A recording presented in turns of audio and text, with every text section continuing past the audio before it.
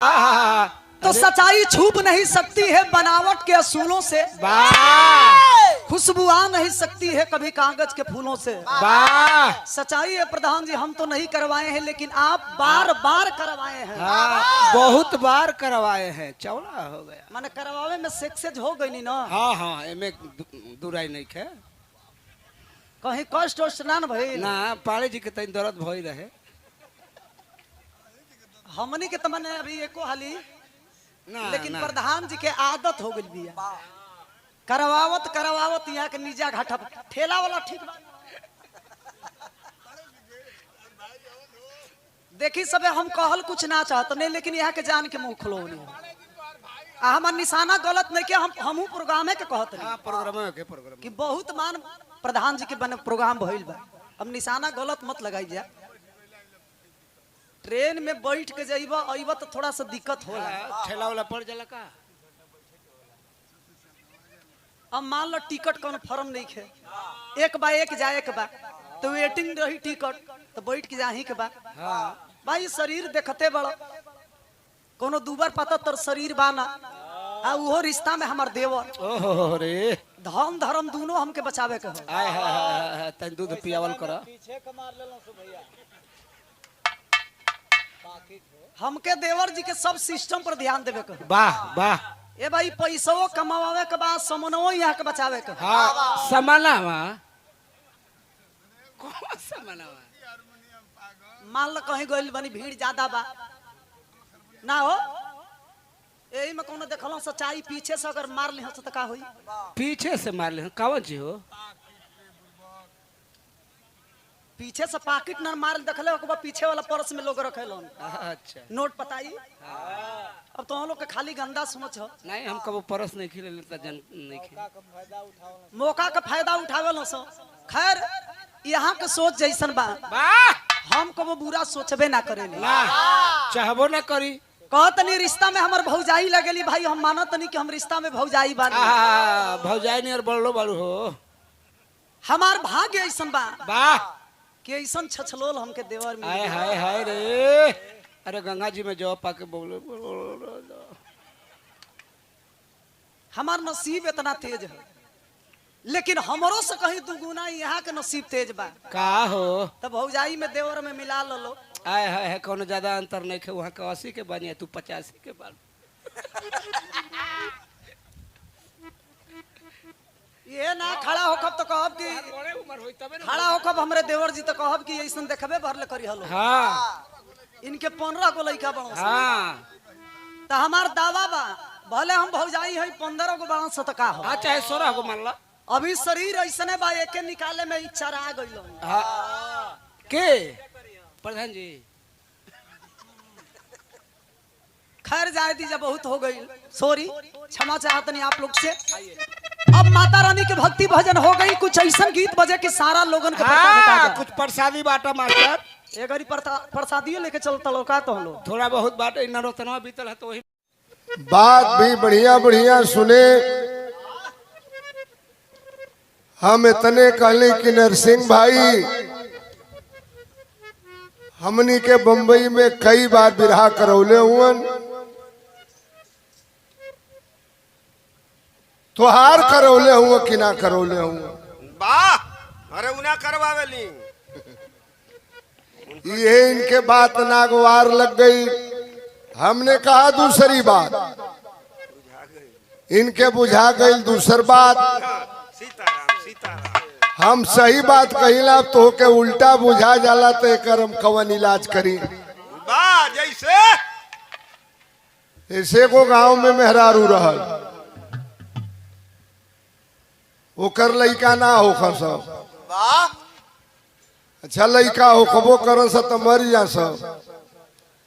केहू आदमी जानकार आदमी कहल कि गौवा की पुरु बरिया एगो साधु हो जात के अही जैतू तो कुछ जोग साधना कुछ जादू मंत्र बता देते तो तुहार लइका मुआ तो लइका जिए लगी। वाह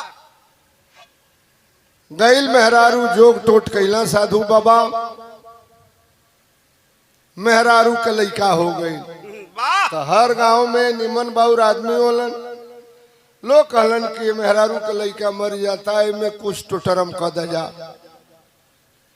वो लइका के आदमी नाक छेदवा देहलन, जिए खातिर होला। होला होला लइका ना जियलन से तो आदमी घुरहू कतवारू चेथारू में थारू नाव ध देला। वो लइका के ओकर माई बाबू नाक छेदवा देहलन, ओकर नाम पड़ गई नक्षेदवा।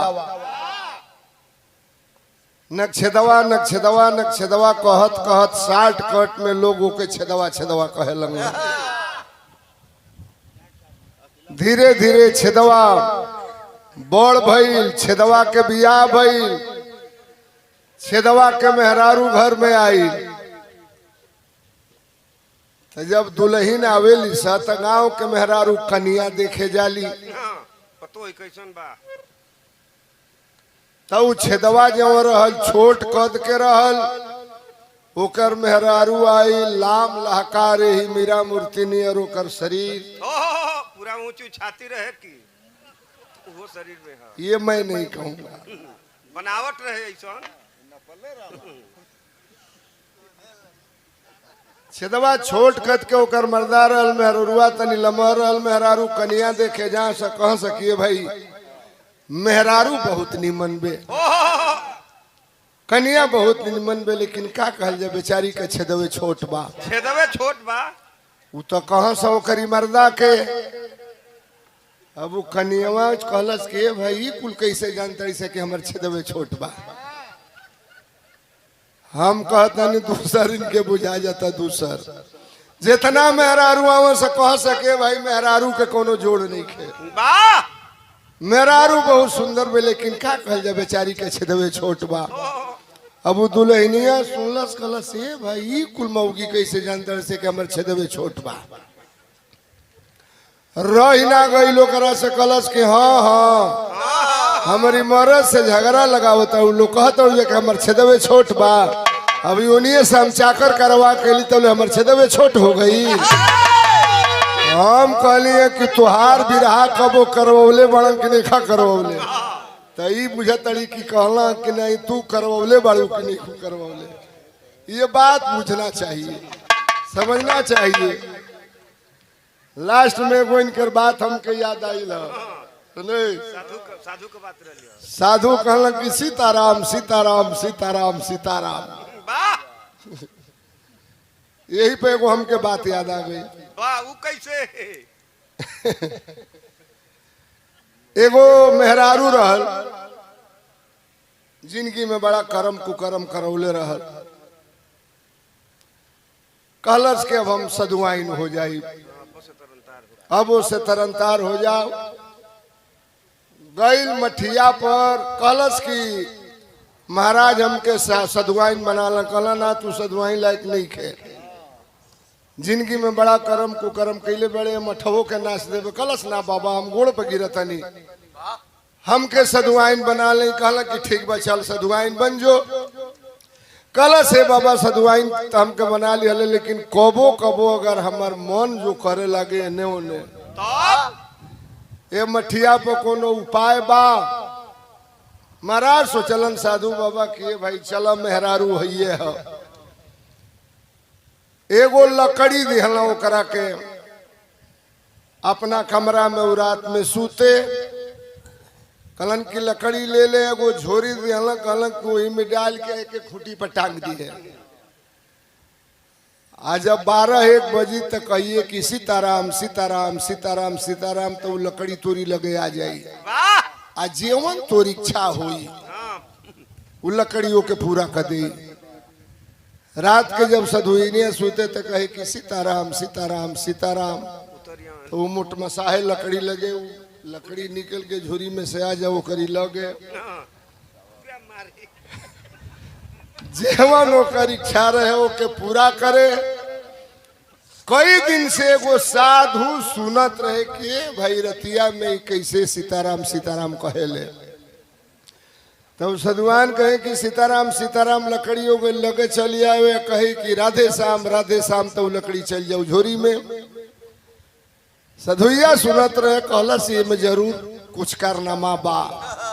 तपस्या रुका ये बहुत बड़ तपस्या करे थे हम तनी आजमाइश करी एक बेर रूम में पहुंचल साधु कहलस कि सीताराम सीताराम सीताराम तो उ लकड़ी चल गई साधु की लगे पीछे से जाके लागल गणसज करे और पूरा साधु बोलता कि सीताराम सीताराम लकड़ी और ढुकल जाते हैं साधुया कलश के अरे सीताराम हो सीताराम पूरा लकड़ी ढुक गई साधु इना सुनत रहे कलश करे तो गलवा जल्दी बोल राधे श्याम राधे श्याम राधे श्याम बोलस तब ओकर जान में चल सीताराम सीताराम हर बेर मत कह लकड़िया भी हमनी के धैले वाली जा जरूरत पड़ी सीताराम सीताराम बोलबू यही तरह तो लकड़ी चल जाइए अभी के बचौले वाली जा बड़ा बढ़िया गाना रहल मौज लेला आप लोग एगो गाना सुना दे कैसन हमार मन करे था कि तनी अब लाइन चेंज करी हम ये बतौले कि अब तुम लोगन से कुछ होई ना होई होई